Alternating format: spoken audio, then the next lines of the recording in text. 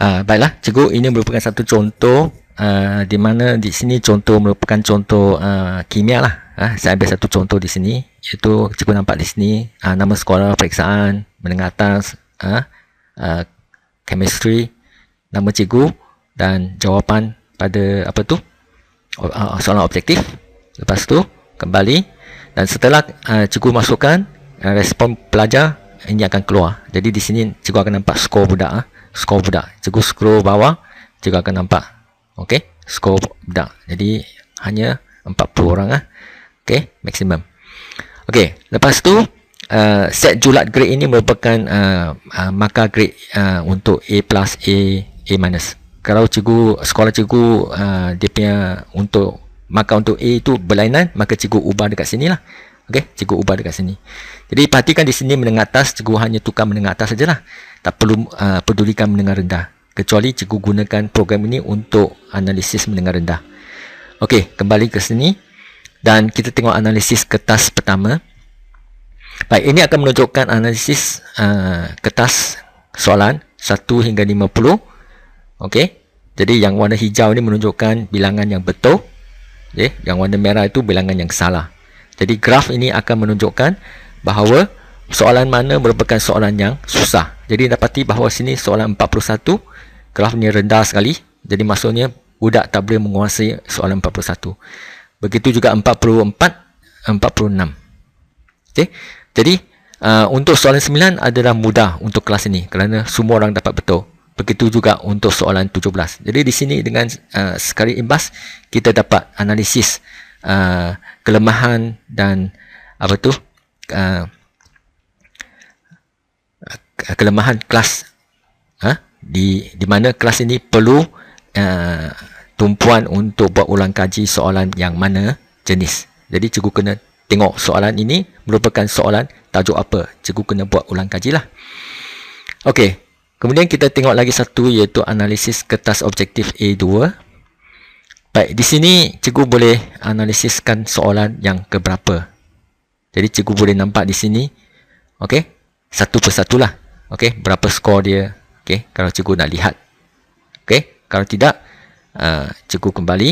Kita lihat apakah skor untuk kertas calon 1 dan 2. Baik, ini merupakan tadi maka telah dimasukkan. Maka bila kita scroll ke bawah, kita akan nampak graf dia. Baik, di sini graf ini akan menunjukkan bahawa mana satu budak soalan mana yang susah untuk kelas ini.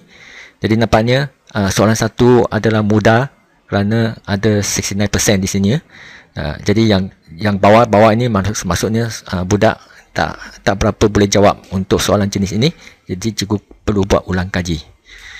Okey, kemudian kertas 3, kita perhatikan kertas 3 dan kita scroll ke bawah. Sama juga kita akan nampak, okey, di sini ada 3 soalan. Okey, mana satu soalan susah, lebih kurang serupa saja. Okey, jadi kena buat ulang kaji untuk semua.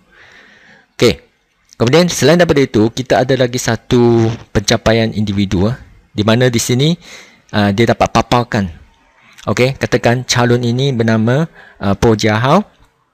Okey, berapa persen? 16%, grade G Jadi apakah ranking dia? Okey, dan di sini ada analisis soalan, analisis kertas yang dia perolehi, kertas 1, kertas 2. Jadi untuk lihat kertas 3, cikgu perlu klik di sini dan cikgu kena tik yang subjektif 2 bila okey. Jadi cikgu nampak paper 1, paper 2, paper 3. Okey, jadi cikgu turun ke bawah. Cikgu akan nampak ulasan cikgu di sini.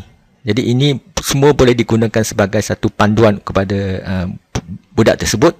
Okey, katakan kita ambil nama orang cikgu budak lain. Ini budak 41, dia punya grade di sini E, ranking yang ke-11. Maksudnya untuk subjek ini dia nombor 11. Jadi dia dapat buat apa tu? Analisis untuk diri sendiri, kelemahan dia.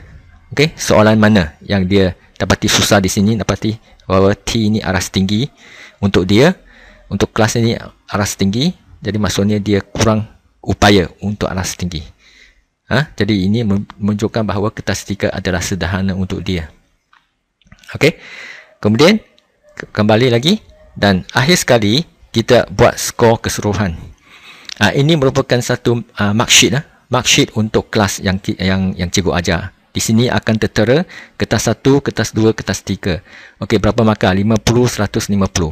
Okey, dan apakah grade dia? Dia akan campur secara sekali dan jadikan 100% dan diberi grade dan ranking untuk budak ini. Kemudian cikgu boleh scroll ke bawah. Lepas tu cikgu akan nampak bawah sekali ada satu analisis di sini, akan menunjukkan kelas ini berapa orang dapat A+, A minus, B, C+, C minus. Okey, dan juga dia akan berikan grade purata mata pelajaran. Okey, 7.83 menunjukkan 12.96%. Jadi adalah sangat rendah untuk kelas ini. Jadi cikgu boleh pergi ke cetak, okey, untuk mencetak print preview. Cikgu lihat juga apakah paparannya nanti. Cikgu boleh print out untuk simpanan cikgu. Okey, inilah paparan yang cikgu akan dapat nanti. Cikgu print out nanti, cikgu akan dapat paparan ini, di mana cikgu tak perlu lagi isilah, cikgu hanya dapat analisis kelas untuk kertas ini.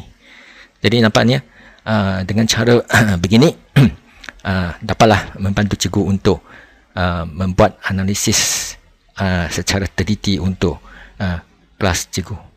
Baiklah, sekian. Terima kasih.